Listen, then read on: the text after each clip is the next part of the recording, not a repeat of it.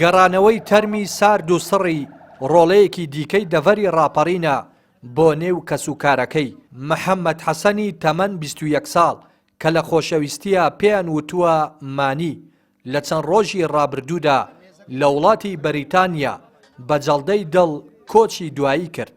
باوکی مانی بە دڵێکی پڕ لە حەسرەتەوە دەڵێت ئەوە سێەم منداڵیەتی بە نەخۆشی دڵ گیان لە دەست دەدات. هیچ کێشێکی نەبوو کوڕا تقریبا لە تەمەنی 16 ساڵیەوە لە بەریتانیا و 5 ساڵە هیچ کێشێکی نەبوو. کێشەکەی ئەو منداڵانەی من یعنی یەک هەفتەیە بەما یەک هەفتەیە ئەو کۆخەی دەگرن و لە دوایە کۆخەی هەڵناسنەوە یەکسەر تووشی دڵ و سێکانیان دەبێت. دوو کچی کەشم مرد بە حینە نەخۆشی دڵ و سێکان مردووە. ئەوانی شەر تقریبا لەو تەمەنێدا 18 بۆ 90 ئێستا بۆمان دەرنەکەوتووە. کچی دوو من بردمانێکی هیندستانیش لە فەحسوشتیشان کرد یان نەتیجەکەی دەزانین هیچ نەتیجەێکشان نەدامیت.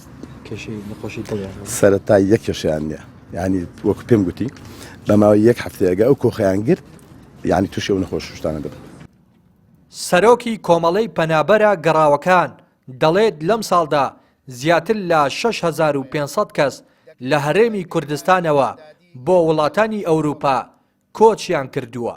لەو ڕێژەیەش نزیکەی 1500 کەس خەڵکی دەڤەری ڕاپەڕینە، 4 کەسیش بە هۆکاری جۆراوجۆر گیانیان لەدەستداوە. دیارە لە سەرەتای ئەم ساڵەوە کە لە مانگی 11داین لەسەر 6500 کەس لە هەرێمی کوردستان کۆچیان کردووە.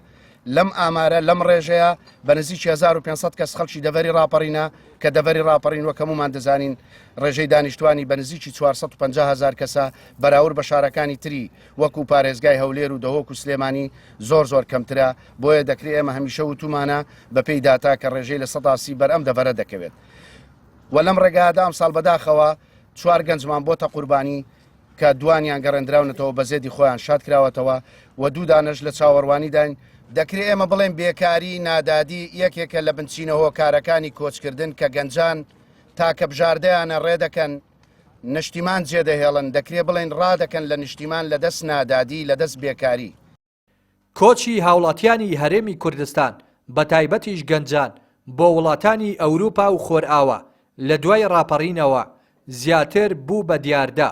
پشکی شێریش بەر ئیدارەی ڕاپەڕین دەکەوێت. پاڵنەری سەرەکی کۆچ هەر لە گەڕام بە دوای هەلی کار و خراپی حکومڕانی تا دەستکەوتنی ژینگەیەکی ئارام بۆ ژیان خۆی دەبینێتەوە. بەڵام زۆر جار کۆچبەرەکان بە ئامانجەکانیان ناگەن و بە هۆکاری جیا لە ڕێگا یا لەو وڵاتانە گیان لە دەست دەدەن و خواست و هیواکانیان لەگەڵ خۆیاندا دەنێژرێن. ڕێناس ئەرسەلان، کەناڵی پەیام ڕانیە.